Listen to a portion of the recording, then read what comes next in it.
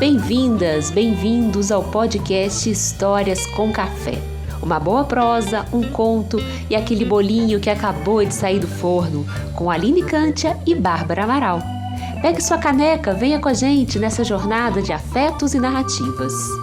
Nas redes sociais, @Histórias com Café no Instagram e no Facebook.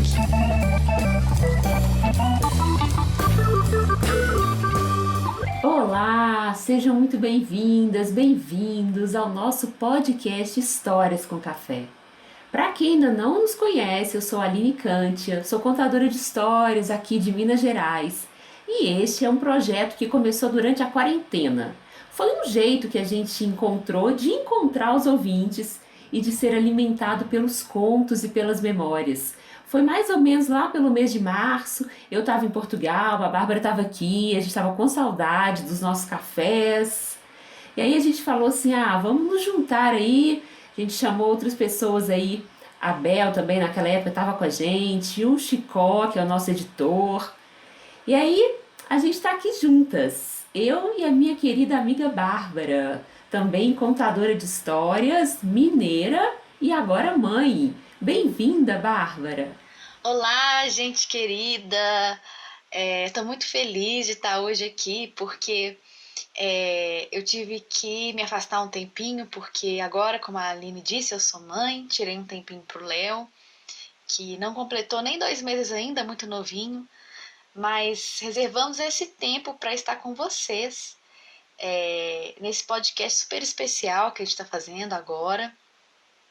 E a gente está muito feliz porque é sempre o encontro da gente, vem sempre com as nossas histórias, as nossas palavras, os nossos sonhos e a nossa vontade de continuar comunicando com vocês tudo que a gente acredita, tudo que toca a gente. Então, resumindo, nós estamos aqui mais uma vez com esse podcast que é a extensão da nossa amizade e principalmente das nossas perguntas como narradoras de histórias e habitantes desse mundão nesses tempos novos que estamos vivendo agora, né, Aline? É isso mesmo. E Bárbara, a gente esqueceu de falar do nosso cafezinho. Você que está aí do outro lado, quero saber se você também separou um café bem gostoso para ouvir a gente. Se não, ainda dá tempo. O bom de podcast é isso, que dá para ficar ouvindo e ali preparando aquela comida gostosa. Eu tô aqui tomando um cafezinho preto, aquele café bem forte, bem mineiro, e comendo um pãozinho de queijo, porque esse é um programa especial e a gente não podia deixar de representar as nossas Minas Gerais por meio de um pãozinho de queijo. E você, como é que você tá aí com o seu café, amiga? Quem acompanha a gente sabe que eu sou louca com café, mas que durante o período de gestação e agora de amamentação, o café ele não é muito bem indicado, né? E eu tô aqui fazendo o maior esforço para não ter um cafezinho no meu dia a dia, tomando um chazinho, comendo um biscoitinho e uma fruta para a gente ter muita força para amamentar. É isso mesmo. E para quem está nos ouvindo pela primeira vez, eu queria contar que esse é o primeiro programa que a gente está gravando desde o nascimento do Léo. Então vocês vão ver a nossa animação, a nossa prosa boa, muita prosa para colocar em dia. Porque o que a gente faz aqui nesse programa é isso: é falar sobre a vida e falar sobre as histórias. E sobre como as histórias atravessam a nossa vida. Inclusive, se vocês escutarem na gravação um chorinho no fundo, pode ser o Léo que tenha acordado. Então, talvez ele faça uma participação especial com a gente, né? Mas a gente estava falando justamente isso, né? Que a amizade, ela é a extensão, esse podcast é a extensão dessa amizade que começou através das histórias. Através desse encontro que a gente teve com as palavras, né? E com todo esse repertório que nos uniu, né? E que une essa rede de narradores de histórias, né? A tradição oral, os encontros. Então, a gente está muito feliz hoje, porque como eu disse anteriormente, essa edição é super especial, porque essa é uma edição feita especialmente para o encontro Eco. E a gente está muito feliz de estar com essa rede, assim, tecendo nessa rede, essa rede de palavras, de histórias, de afetos, de narradores, de encontros. Então, a gente está, assim, super feliz mesmo de estar aqui e de estar compartilhando com os nossos colegas, com os nossos companheiros de jornada, um pouco da nossa palavra e das nossas impressões sobre as histórias. É isso mesmo. E o eco, eu gosto muito dessa palavra, né, que é o Encontro de Contadores de Histórias de Londrina, que quando a gente fala de palavra, a gente fala de eco. Como é bonito, né? Porque o eco é isso, né? Essa extensão da palavra, que eu acho que é justamente o que a gente tem feito aqui. Esse ano, você que está aí nos ouvindo, com certeza está ligado na programação. Foi uma programação feita assim com muito cuidado, uma programação feita por meio de um edital, onde a gente percebeu que a curadoria tentou contemplar o máximo possível de narradores do Brasil inteiro. A gente tem gente do norte a sul, e isso é muito bonito. E tem a ver com isso que a Bárbara acabou de falar, que é essa rede de contadores de histórias. E eu tenho percebido, não sei você que está aí do outro lado, o que vocês acham, mas eu tenho percebido que durante a pandemia também, nessa quarentena, a gente se tornou ainda mais forte e, por incrível que pareça, ainda mais próximos. Então, mesmo que isso pareça tão contraditório hoje, eu sinto que a gente ficou mais forte e mais próximo. Quantos projetos bonitos foram criados e foram reinventados aí nessa quarentena? Tanta gente que está no Eco, que está na programação de projetos que nasceram durante esse momento. Então, eu acho que essa realmente é uma edição muito especial e muito importante. Eu estou muito feliz de estar aqui. E o Eco, que, ao contrário de muitos festivais, tem uma diferença, porque às vezes muitos festivais são feitos, nascem dos próprios contadores de histórias. E o Eco nasce dos ouvintes de histórias, de pessoas que sempre gostaram de ouvir histórias, que são produtores culturais e que nascem com esse desejo de apresentar para um público maior essas histórias. E eu queria emendar e falar como que os festivais são importantes. Você que está aí ouvindo a gente, você que já é narrador das antigas, você que está começando, ou você que é um ouvinte, que gosta dessa arte de contar histórias, como que os festivais nos formam. Eu fui para vários festivais, assim. Eu faço um trabalho com o Chicó e o primeiro festival que a gente foi tem mais de 10 anos. O primeiro festival que a gente foi fora do Brasil foi na Venezuela. E foi uma experiência incrível, porque é a gente sair daqui para um outro país, contar história em outra língua, ou contar no nosso português, no nosso portunhol. E o festival, eu acho que a principal do festival é o encontro mesmo que ele promove. E aí eu me lembro que esse festival, até já contei, eu acho, essa história em outros podcasts, que a gente chegou no aeroporto de Caracas, aquele aeroporto enorme, e era uma época assim que a Venezuela ainda, ainda não tinha maduro, ainda estava naquela outra época mais antiga, e a gente tinha aquele desejo mesmo de conhecer, né, a Venezuela, de saber que se passa ali, né? A mídia falava tanto daquele lugar. E aí a gente foi para aquele lugar imenso, chegamos no aeroporto e a gente sabia que ia ter uma pessoa esperando a gente. E essa pessoa ia nos levar para um hotel. E quando a gente chegou naquele aeroporto muito, muito grande, não tinha ninguém esperando a gente a princípio, aí a gente foi andando, aí eu vi duas pessoas, uma senhora mais velha e um rapaz muito jovem, com o nosso nome num cartaz. E aí a gente se encontrou, né, ainda naquele espanhol ali aprendendo, até que quando a gente entrou no carro, a gente começou a contar um pouco sobre o Brasil, eles foram contando sobre a Venezuela, e veio um tráfico, assim, uma coisa muito grande, terrível, o trânsito. O Chicó tirou o violão, começou a tocar uma música, e aí quando a gente estava quase perto do hotel, a mulher que estava dirigindo falou assim pra gente: ah, não, eu não vou levar vocês pro hotel, não, eu vou levar vocês pra minha casa. E aí a gente chegou numa casinha, gente, parecia uma casa de bruxa, cheia de elementos mágicos. Ela arrumou um cantinho e a gente foi lá pra varanda. E na hora que a gente chegou na varanda, que ela começou a contar a história, o Chico começou a tocar, Eles pegaram outros instrumentos, eu fiquei quietinha assim, observando aquela cena, e eu senti uma saudade antecipada daquele momento, que eu sempre lembro dessa comunhão mesmo dos narradores, né, nessa cena, eu com 20 e poucos anos, indo pela primeira vez desbravar o mundo através das histórias. E aí tem muitas outras histórias de outros festivais, de Cuba, do Chile, da Tunísia, quando todo mundo ali falava árabe e eu aprendendo um pouco do francês. Muitas histórias, minha amiga, meus amigos. Então, Aline, é, ouvindo você falar desses festivais que você já participou, dessas experiências, dessas pessoas que o festival te presenteou, eu penso muito também, como narradores de histórias, da importância que é participar desses encontros, no Brasil ou fora do Brasil, e como isso amplia o nosso repertório.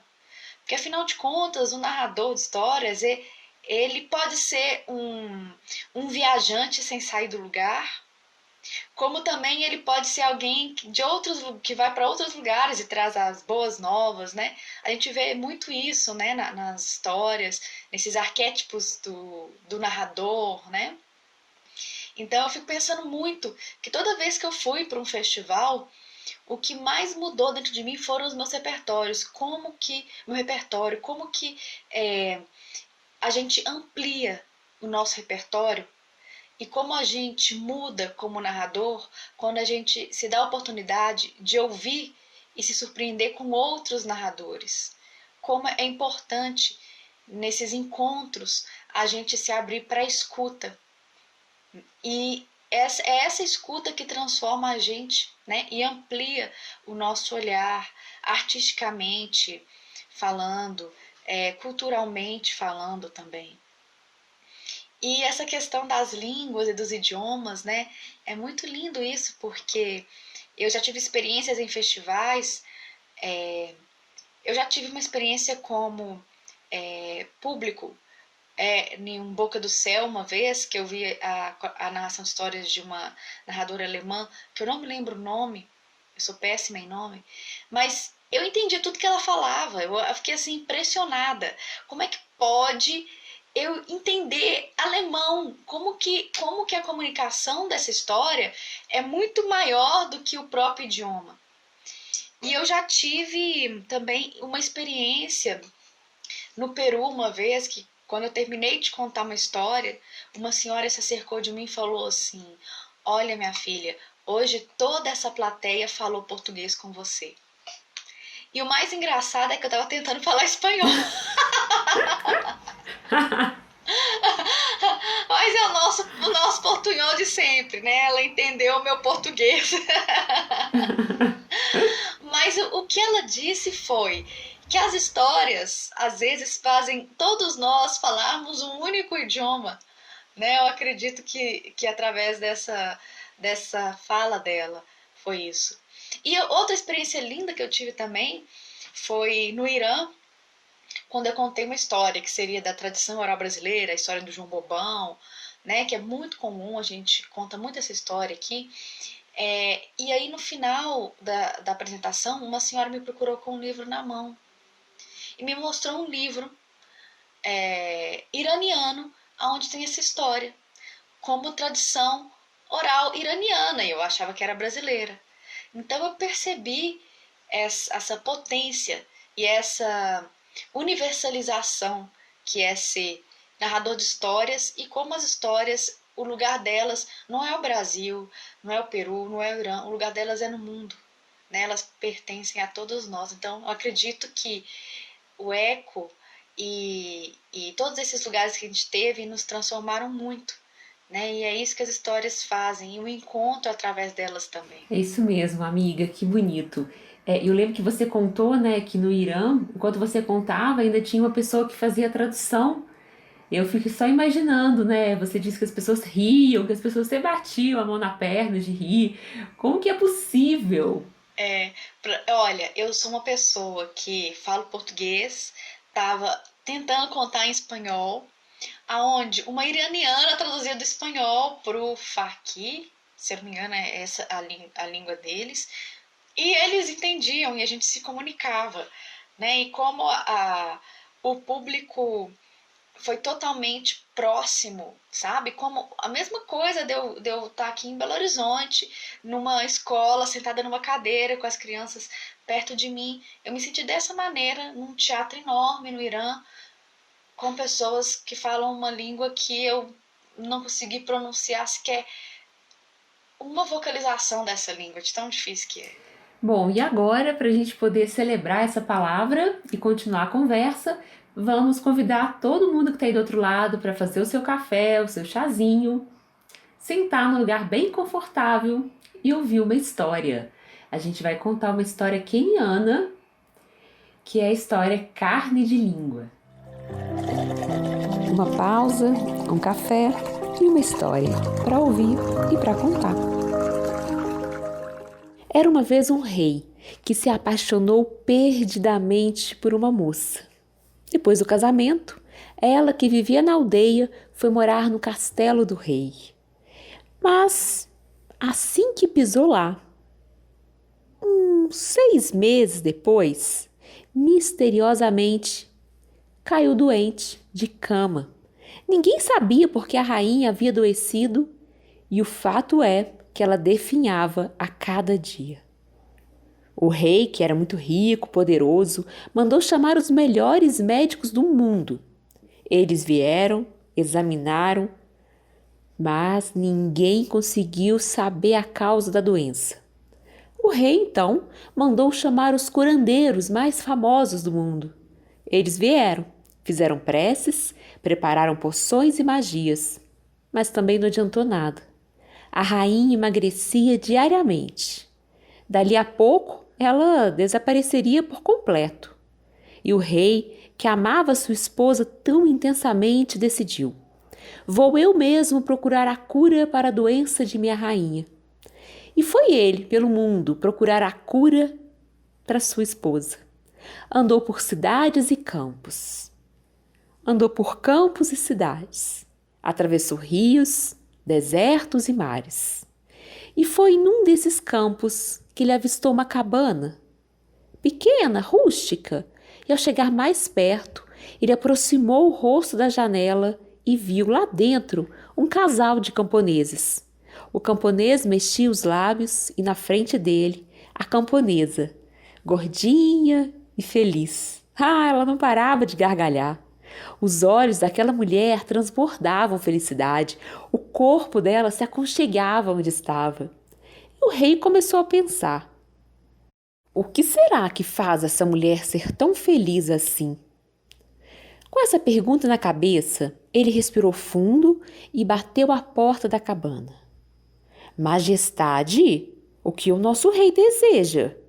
Perguntou o camponês, um tanto assustado com a presença real bem ali na sua frente.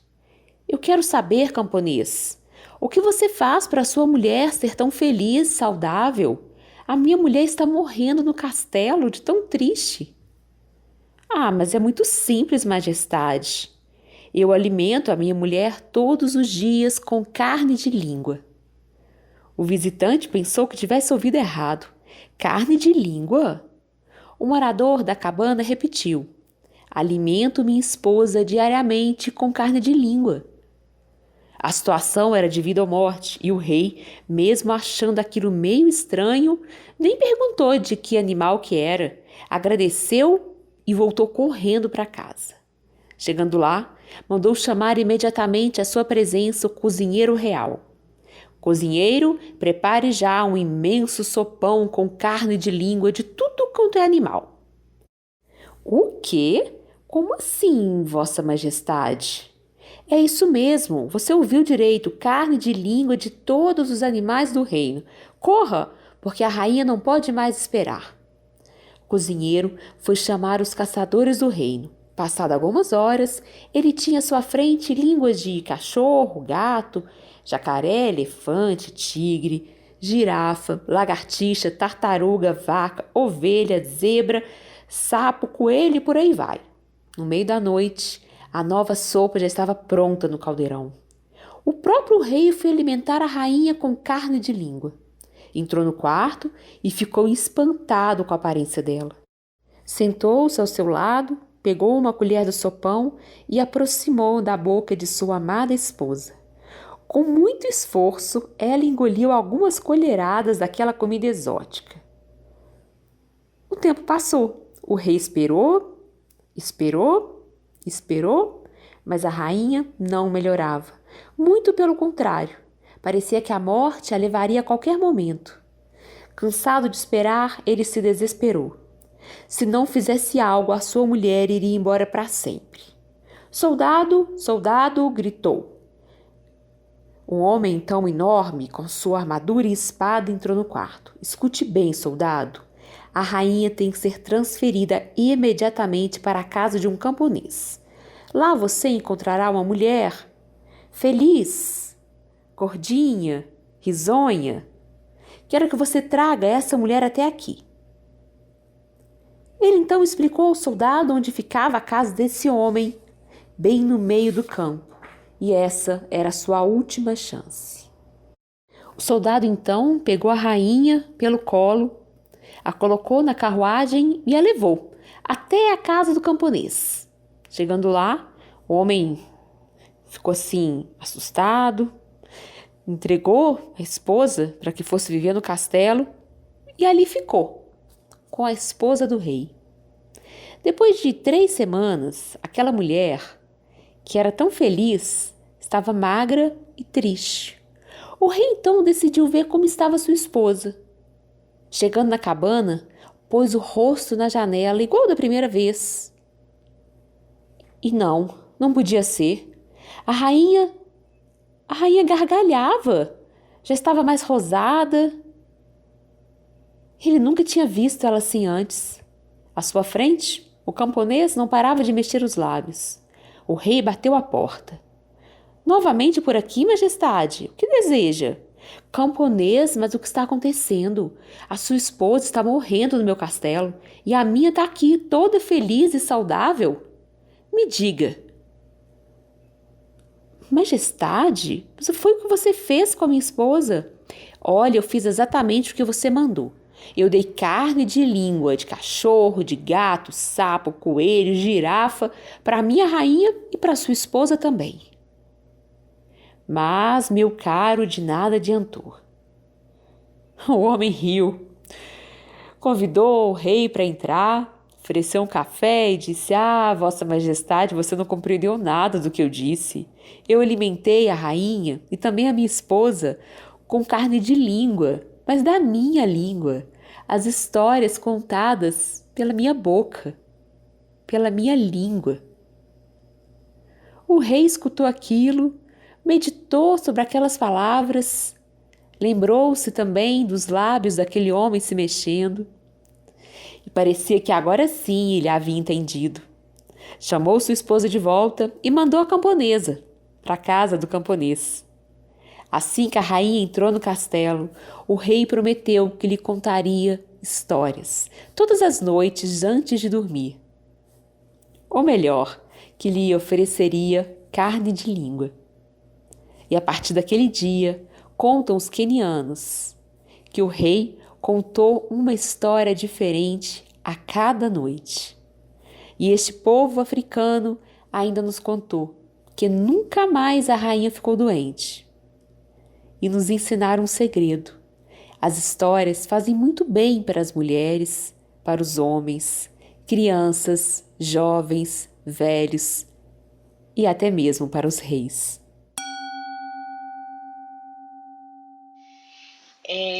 Quando eu escuto essa história, eu percebo muito a potência da palavra e o que é muito bonito nessa história é a gente perceber que o personagem da história, ele tinha a capacidade de perceber o que o outro precisava de ouvir, né? É essa capacidade de ser generoso, é empatia, né? No caso, o rei, ele tinha muita dificuldade com essa empatia, ele precisou de passar por processos, né, que a própria história conta, para que ele pudesse perceber o outro e pudesse perceber que o outro precisava de ser escutado e que o outro precisava de ouvir. E essa história ela fala sobre a potência da palavra, né? Que uma palavra pode tanto enfermar uma pessoa, como estava acontecendo com a esposa do rei, como ela pode curar também o que aconteceu com ela. Acho que esse é o grande símbolo dessa história. É verdade, Barbie. Eu fico pensando assim, quando eu escuto essa história, né? Como que ela realmente nos atravessa, né, nesse momento que a gente está ainda aí vivendo essa pandemia, né? Por mais que algumas coisas já tenham voltado, mas a gente tem esse ano, a gente está em casa, né? Tá próximo, né? Tá com as pessoas mais próximas.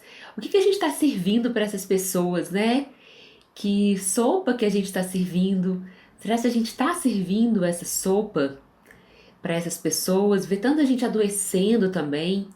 É, como que a gente olha para essas pessoas, né? Eu tenho pensado muito nisso, acho que essa história, ela fala das histórias, mas uma vez o Bonifácio Fogo, que eu até vou falar um pouquinho mais sobre ele hoje, ele me falou assim, ó, uma sociedade da palavra não é só uma sociedade que conta histórias, é uma sociedade que pensa as histórias, uma sociedade que fala as histórias, que escuta, e é muito mais do que isso.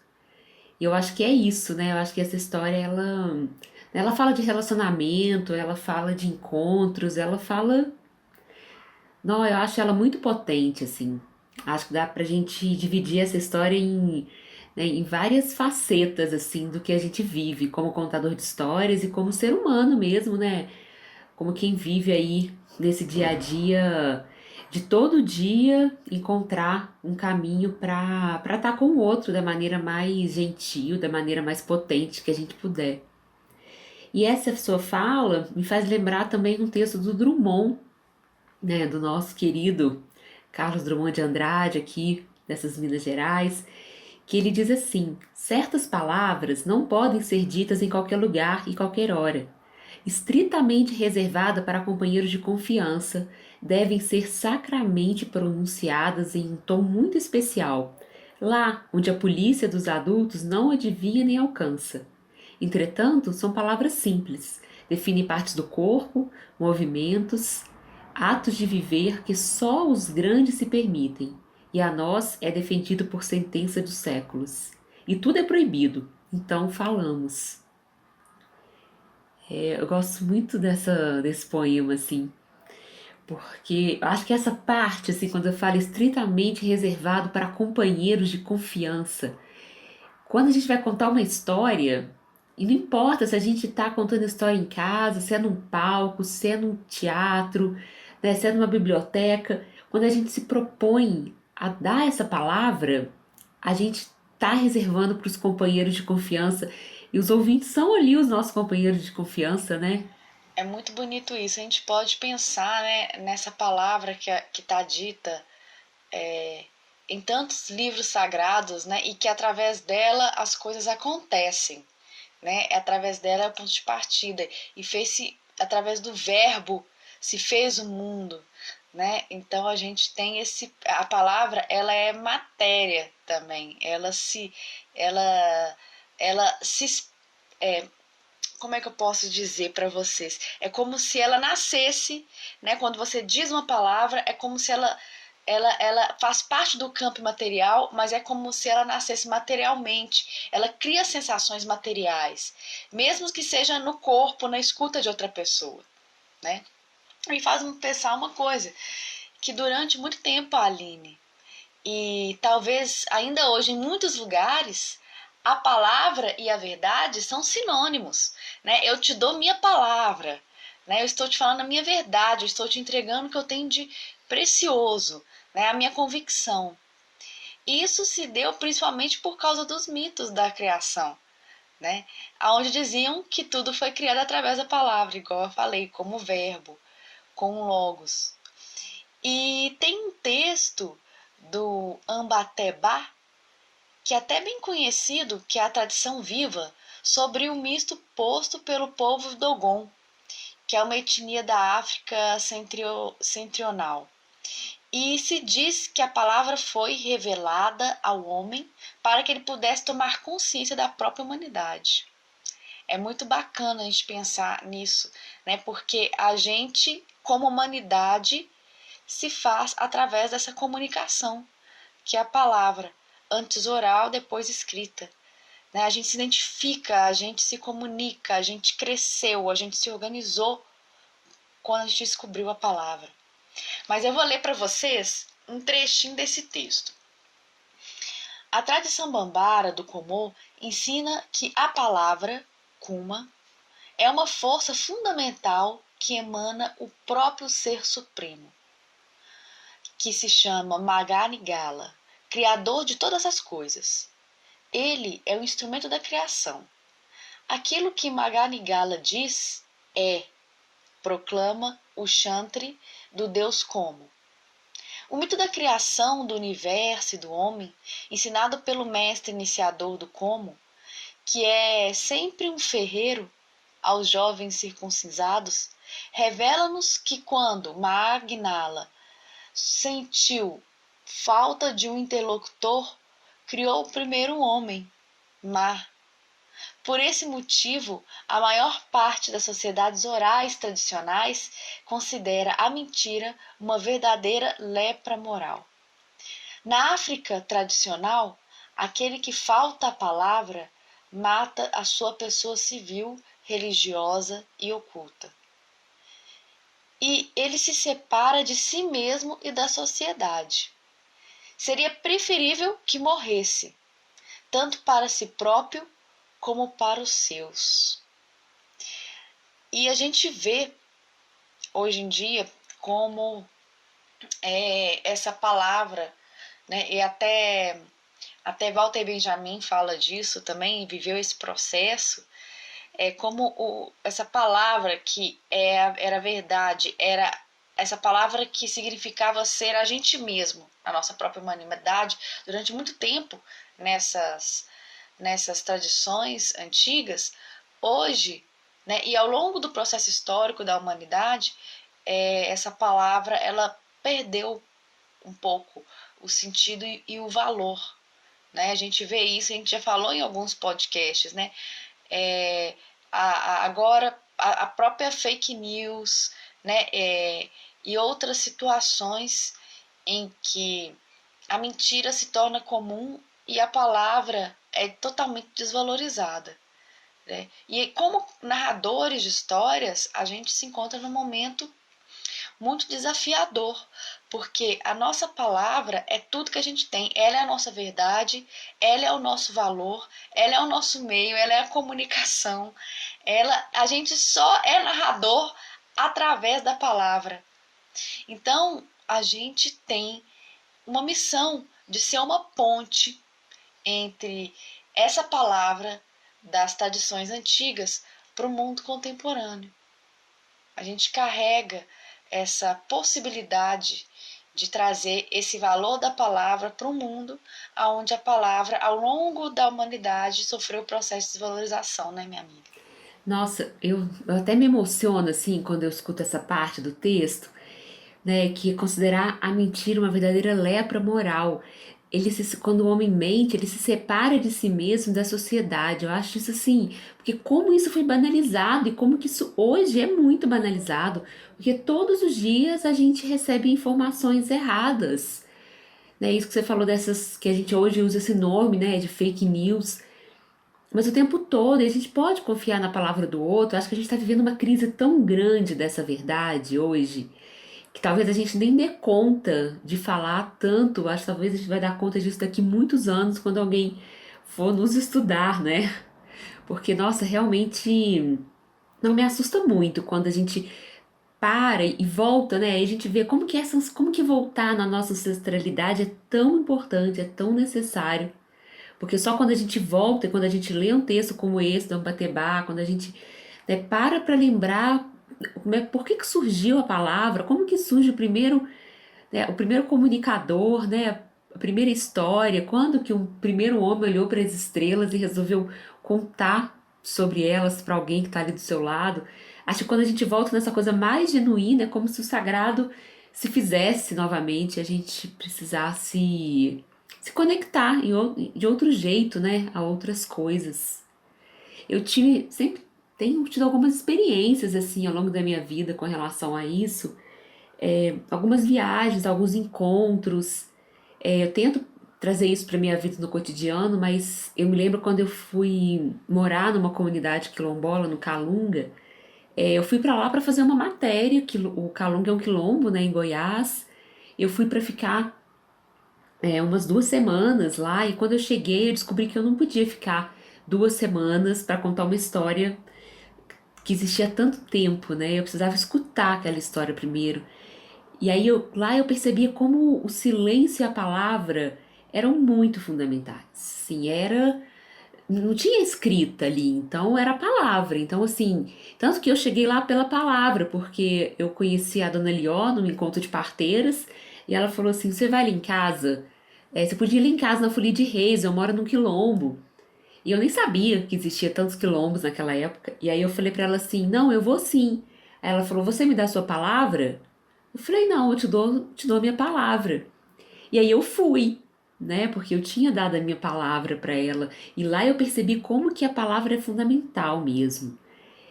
E aí, além do Calunga, né, que eu poderia ficar horas contando das experiências aqui, mais recentemente eu passei um tempo com Bonifácio Fogô, que é um narrador de histórias camaronês.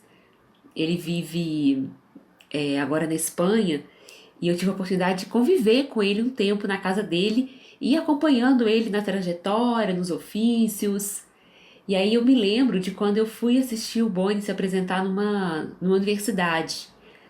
E aí quando eu olhei para ele, assim, sabe, aquele homem numa túnica colorida, tecida pelas mãos das mulheres da sua tribo, que era Iambassa, bordada durante 2 anos, com fio de algodão colhido por elas mesmas. Para mim, aquele momento, enquanto ele contava uma história do seu povo, era como se eu estivesse vivendo um elogio à palavra. E enquanto ele falava, com pausas, silêncios profundos, eu me dava conta ali do quanto que narrar é um exercício íntimo que nos faz mergulhar no mais fundo de nós mesmos. É como se a gente ficasse pescando as imagens que estivesse mais mergulhada ali dentro, e a gente traz à tona quando a gente ouve uma história. E aí eu lembro que nesses dias eu ouvi o mesmo conto 7 vezes. E em todas as vezes eu me assustei da mesma maneira, como se eu não soubesse o desfecho daquela história. Era como se fosse a primeira vez, dia após dia, a primeira vez.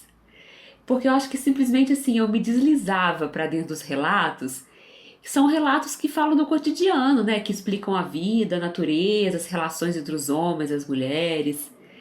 E o Bonifácio, eu acho que como o próprio Benjamin escreveu, naquele momento que o Bonho está ali contando, para mim ele é alma, olho e mão, inscritos tudo no mesmo campo.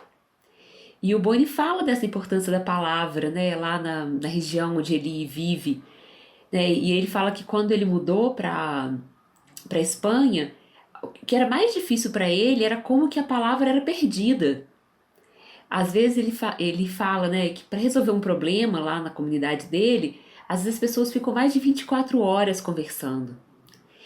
E quando ele veio para o mundo ocidental, é uma história dele, mas a gente vive isso muito, né? Às vezes você fala assim: "Ah, não, deixa pra lá, não vou discutir, deixa assim mesmo." Né? A gente faz isso nos nossos relacionamentos: "Não, vamos concordar em discordar e tá bom, a gente não precisa continuar falando sobre isso." Mas porque a gente às vezes deixa a palavra no lugar só da discórdia. A palavra, na verdade, é muito mais do que isso, né? Então ele fala que às vezes eles ficam 24 horas conversando sobre o mesmo assunto. E aí tem uma cena assim que ele conta, pra mim é uma cena porque eu fiquei imaginando, que foi quando o pai dele faleceu. Ele me contou que o pai dele faleceu e que o velório, o enterro, foi um processo que durou 7 dias. Então todos os dias eles ficaram ali, velando aquele corpo e conversando, e conversando. E aí na hora que eles foram enterrar o pai, um primo, um pouco mais novo que o pai, disse que o pai tinha deixado por escrito algumas palavras que ele tinha ditado para que uma pessoa que soubesse escrever. E aí, por escrito, ele falava sobre as coisas da vida, assim, olha, sejam felizes, lembrem os seus ancestrais, mas que ele havia deixado um discurso, um testamento oral, e que era o primo dele que ia falar na hora que jogasse o último pedaço de terra. E aí ele disse assim: bom, queria dizer que para o meu filho mais velho vai ficar a fazenda tal, para o filho mais novo vai ficar a terra tal. Então tudo que era material, ele pediu para falar oralmente na hora que ele foi enterrado.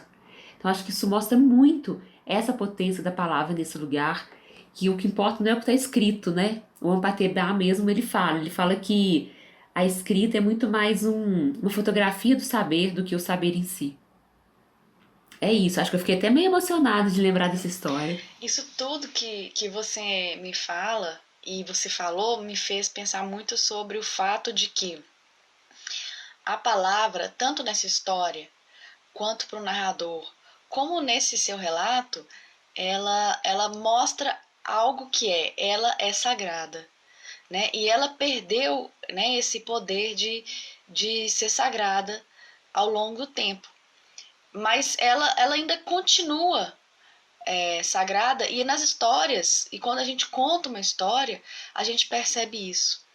Ela é sagrada porque quando a gente narra uma história, nós estamos falando aqui para nossos amigos narradores, a gente sabe que tanto quando a gente verbaliza quanto os nossos silêncios, eles são sagrados naquele momento. E quando a gente ouve uma história, o nosso silêncio e também as nossas vozes internas, né, escutando aquela história, também fazem gerar um momento sagrado quando a gente ouve um narrador de histórias. Então, esse lugar do sagrado é o lugar do silêncio e o lugar da potência da palavra. E quando eu penso no silêncio, eu penso também que é extremamente sagrado saber ouvir. Nós, narradores de histórias, nós só construímos o nosso repertório através do silêncio e da escuta. Então, tanto a palavra quanto o silêncio é extremamente importante para a gente. E essa história, ela mostra isso, ela mostra que o silêncio também comunica. E ela mostra que no silêncio tem uma potência. Porque a esposa do rei, ela permanece em silêncio. Ela permanece na solidão, ela permanece trancada. Ela está comunicando aquilo. Essa história, nessa parte, ela diz sobre a gente saber ouvir o que é sutil, a sutileza das coisas, as coisas que muitas vezes não são ditas, mas estão ali. E quando a gente percebe a potência da nossa palavra e do nosso ofício de narrador de histórias, a gente tem o total encontro com a sutileza do que vai para além do que aquela palavra que a gente está comunicando, do que aquela palavra, a porta que aquela palavra abre para além e para o que o outro vai ouvir. Então, são dois cuidados nessa história e dois cuidados com tudo que você me disse agora.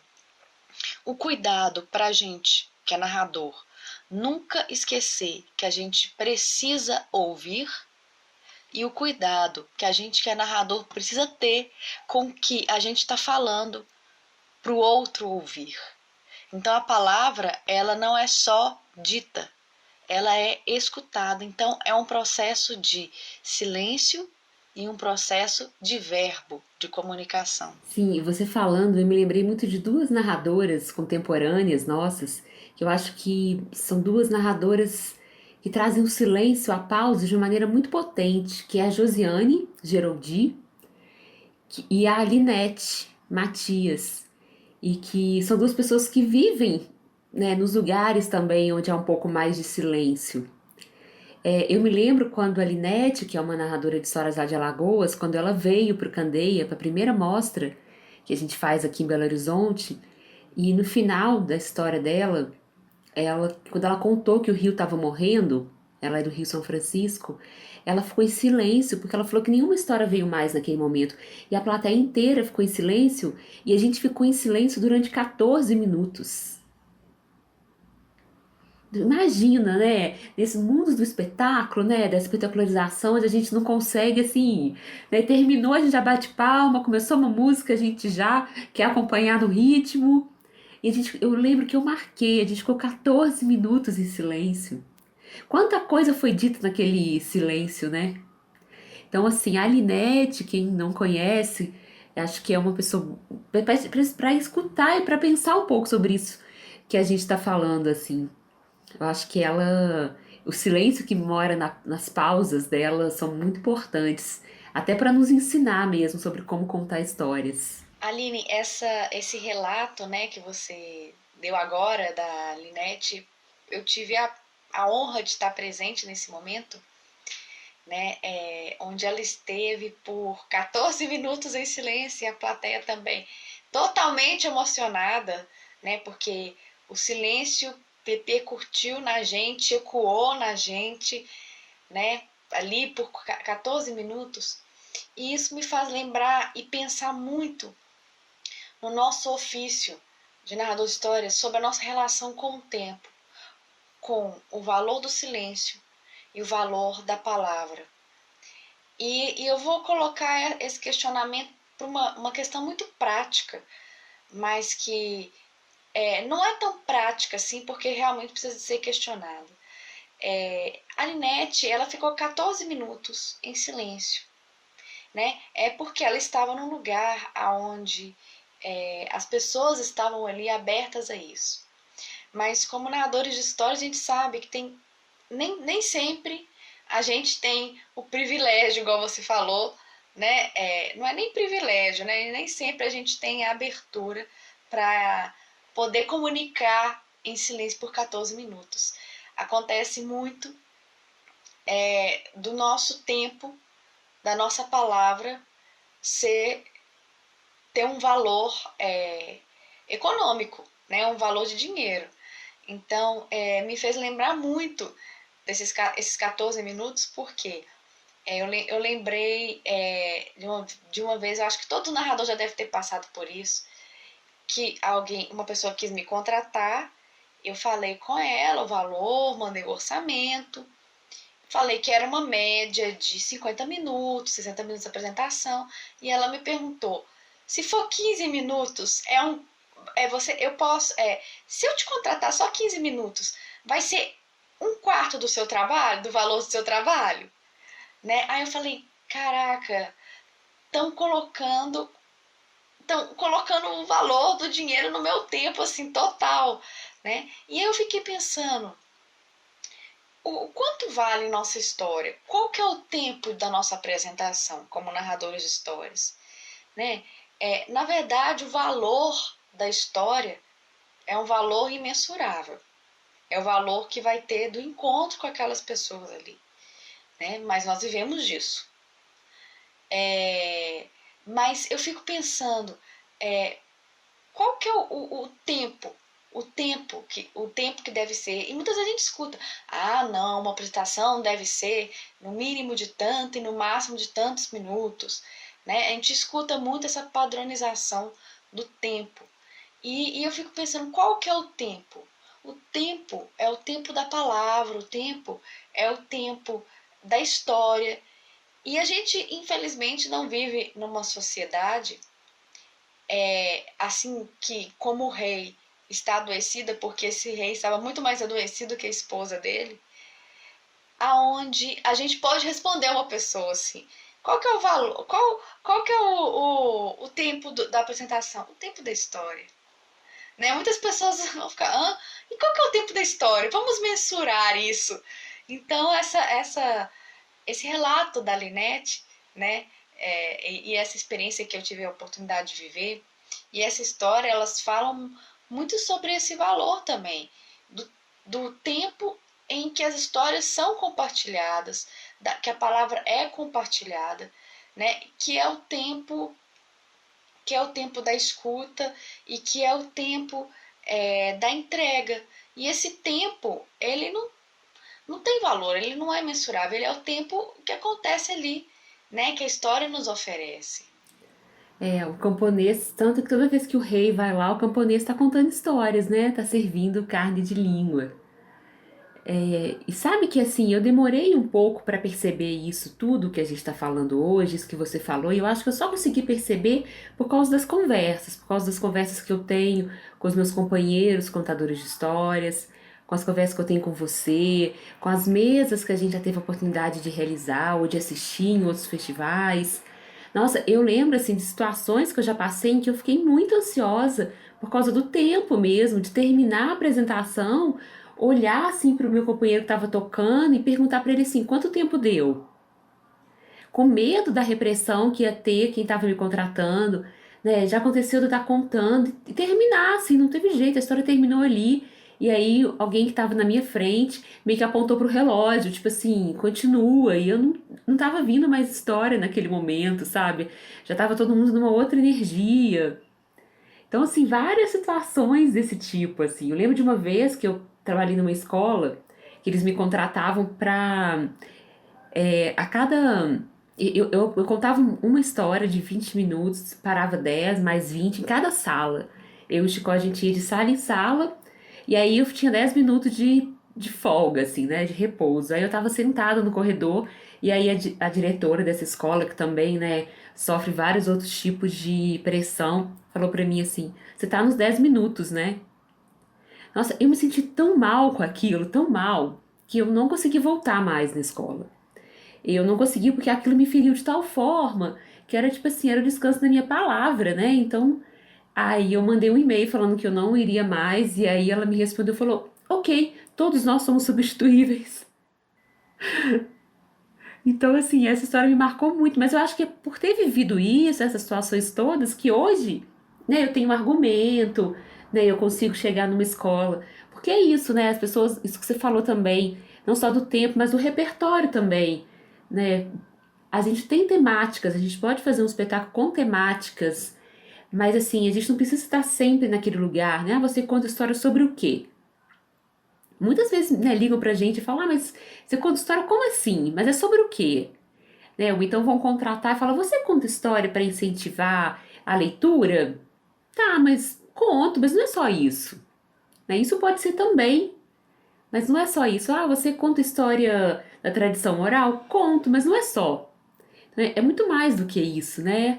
Então, acho que essa é uma discussão que vai muito longe, mas a gente tem que pensar mesmo que essa palavra é a matéria-prima do nosso ofício e o tempo vem junto com ela, né? É a nossa carne de língua, né? Essa, essa palavra. E essa situação, essa história, ela diz tudo. É uma história, né, como da tradição oral, muito sábia, assim.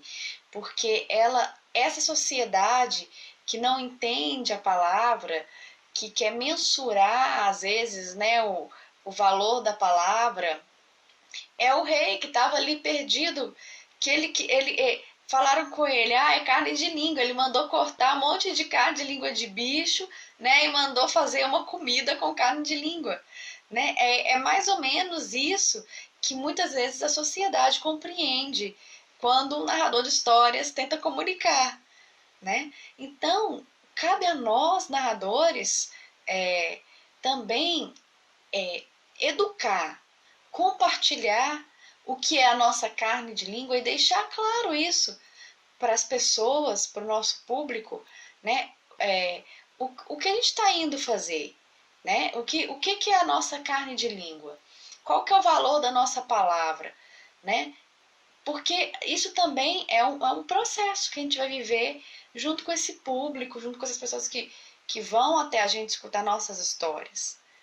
Então, essa história Carne de Língua, ela fala sobre tanta coisa que a gente poderia fazer muitos podcasts. A gente poderia levar ele por esse lado, né, da palavra do narrador, do ofício ali, do dia a dia do narrador. A gente poderia levar tanto para essa analisar essa sociedade muitas vezes doente que a gente vive, né, aonde não consegue enxergar o outro. A gente poderia falar que é uma história que alerta sobre o valor da palavra, sobre a potência da palavra em curar e adoecer, se assim for, né? É uma história que fala sobre a origem de sentimentos e coisas através das palavras. Então é uma história que a gente poderia fazer uma temporada de podcast falando sobre ela. Mas nosso tempo, infelizmente, é curto. E a gente pega algumas coisinhas para a gente poder discutir e reverberar para as pessoas, né? E as pessoas podem continuar discutindo isso, ligar para a gente, nesse mesmo encontro, né? A gente continuar discutindo um pouco e refletindo um pouco sobre essa história. É isso mesmo. Então eu queria agradecer muito, Bárbara, por estar aqui comigo, dividindo esse café, essa prosa. Agradecer todo mundo do Eco, desejar a vida mais longa ainda para vocês, para que essa rede de palavras siga cada vez mais forte, né? A Cláudia, a Dani, todo mundo que está aí envolvido, a gente sabe como que nesses tempos, né? Não é fácil produzir tantos projetos e esse Eco tá super bonito. Eu tenho tido a oportunidade de estar em outros momentos do Eco, então você que está aí me ouvindo agora, estou participando de um projeto com o Arley, com a Dani da André e com a Gislaine Matos, que é cada um no seu quadrado, a gente vai contar uma história. Também vou participar com a Josiane Geraldi, onde a gente vai conversar sobre pesquisas na narração de história e pesquisa, e vou fazer um Contos com Vinho super especial com o Sebastião Farinhada. Ou já fiz, né? Vamos ver que dia que você está aí ouvindo. Mas o importante é que vocês podem entrar lá na página do Eco e assistir outras programações também, que tá super bonito, tá uma mistura de sotaques e de palavras. Obrigada, quem quiser acompanhar a gente, vou deixar a Bárbara aí dar o recadinho final onde que vocês nos encontram. Um beijo. A gente agradece muito a oportunidade de dividir com os nossos companheiros aí de caminho um pouco da nossa palavra, desse podcast que surgiu no meio dessa pandemia e agora a gente tem essa oportunidade bonita de compartilhar com vocês.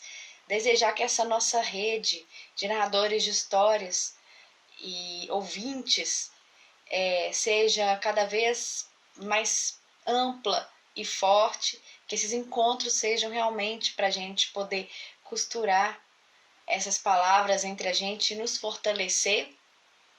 E vocês podem encontrar a gente nas redes sociais, no Instagram, @historiascomcafé, e também nas plataformas de áudio, como Spotify e qual outra, Aline?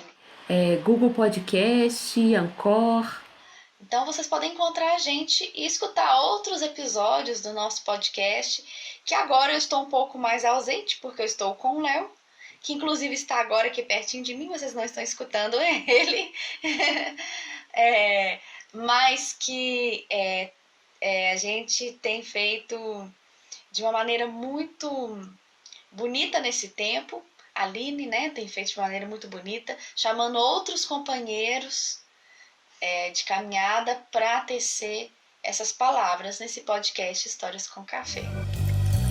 Esse foi o nosso podcast Histórias com Café. Uma boa prosa, um conto e aquele bolinho que acabou de sair do forno. Acompanhe, indique e, é claro, se prepare para o próximo. Vocês nos encontram também nas redes sociais. @Histórias com Café, no Instagram e no Facebook.